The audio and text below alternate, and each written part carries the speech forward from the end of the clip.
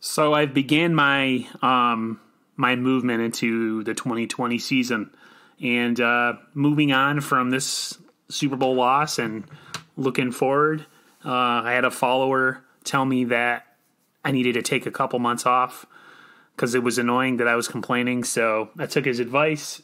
I'm not going to take any time off making videos, maybe a little bit.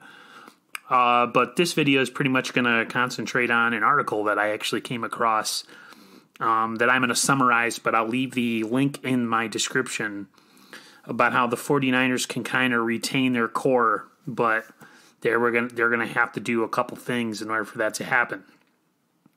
So the article's from 49ers Web Zone, and the article is titled, "The Ability to Re-Sign Armstead and Ward May Come Down to Trading a Former Top Pick."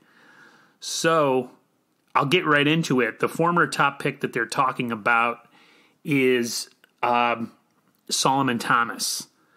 And if they can get Solomon Thomas's contract off the books, on top of releasing guys like Jerick McKinnon, or at least bringing him back on a very reduced salary, and then looking at a guy, say, like Marquise Goodwin, who, I mean, he's a really nice guy and like a family man and all that, but he's had a lot of personal issues off the field that have kind of affected his ability on the field, which that's no fault against him.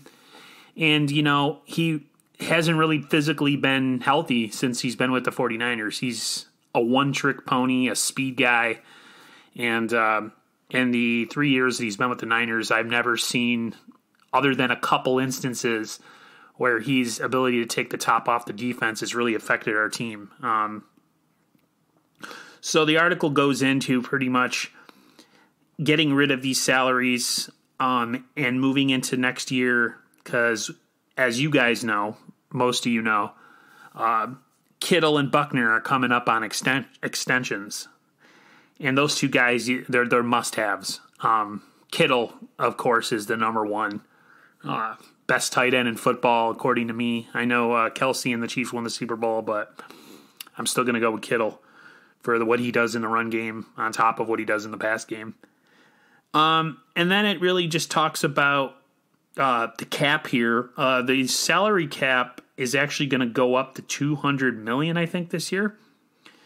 So at the point I'm talking right now, the 49ers have about $7 million in cap space with the new cap. But because of rollover, and Jed York is really good with that, he allows the Niners to roll over cap space.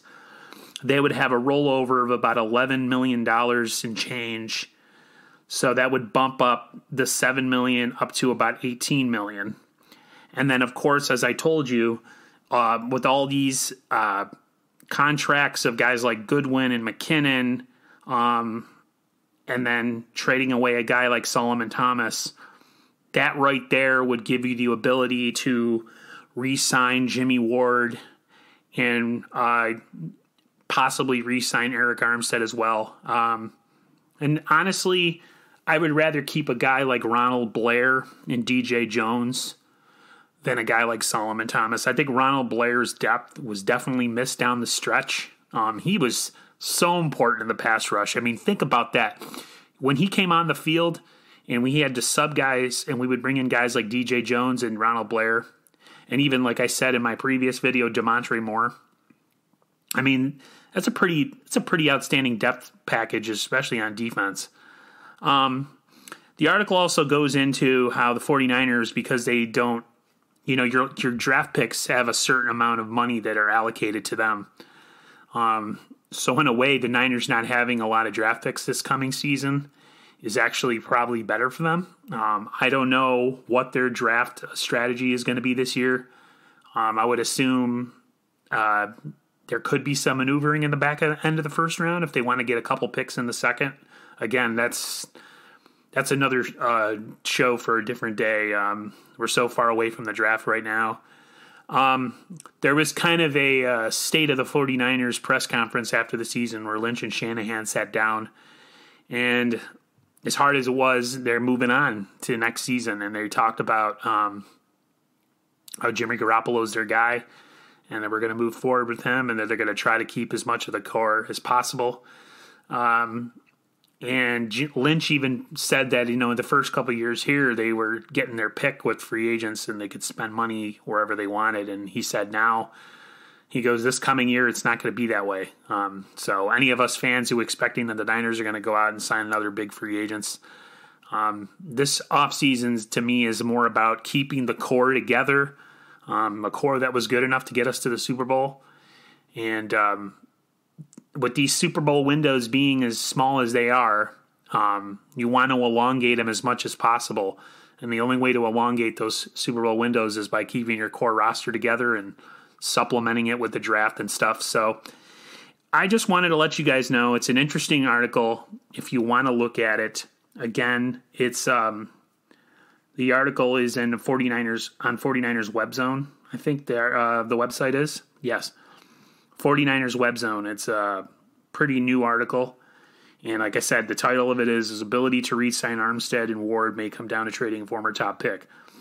I just summarized it. You might not want to go look at it now because I did, but it gets into the nitty gritty with the cap and all that stuff, and it's an interesting read. Like I said, moving on is difficult, but at this point, that's all we can do as fans.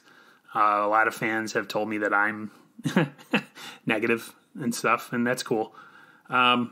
It's everybody deals with things in their own way, but at this point, dwelling on the season and what was, and officials and the play calling and Jimmy and the Super Bowl and how he played, all that's null and void at this point. So we got to concentrate on 2020. I actually kind of enjoy draft season. I don't know if any of you guys do. It's kind of nice to look at your team and see what pieces they can add through the draft. We've been at the top of the draft for the next couple of years. So now we're going to see what it's like now when we're drafting at the back end of the first round, what we can do as far as finding gems. We've been really good, actually, with the mid-round picks. I feel like other than Nick Bosa, I feel like I take that back. Nick Bosa and Debo, we've had some issues in the first couple rounds. We've had some misses or some misdiagnosed picks, especially in the first year with our first two picks with Solomon Thomas and Reuben Foster. But I feel like our mid-round picks is actually where we've hit it. I mean, Kittle's a fifth-rounder. You got a guy like Dre Greenlaw. It's amazing. Like, everybody always thinks that the draft's all about the first round and maybe the second. And it's actually where you build your roster is actually through the mid-rounds. So be interesting to see if we can hit some more on those and we could supplement our roster. And it's actually an interesting time of the year. I actually enjoyed very much. I know some of you fans do too. Like I said, free agency is really going to be about retaining. So I wouldn't expect any big names to join the 49ers. It was exciting the last couple years with having all the money in the cap and everything, but we weren't winning. So what are you willing to trade? Do you want to trade away winning and being competitive with having high picks and a lot of money and not winning anything? Or would you rather have somewhat of a stable core and the ability to actually go out and compete and maybe get back to another Super Bowl? So to me, I like the latter. It's cool to have all the money. Like I said, it's cool to have all the money and go grocery shopping for all the best players, but in the end, you still got to win. So, all right, that's going to do it. I just thought to make an interesting little video about, looking at these type of things, and I hope you guys go take a look at the link. I get nothing from it. I just thought it was an interesting article. So, hope everybody has a great day, and I'll talk to you guys who knows when. Maybe around free agency draft, or who knows. If I come up with something in my head, maybe I'll make another video. All right, talk to you later. See ya.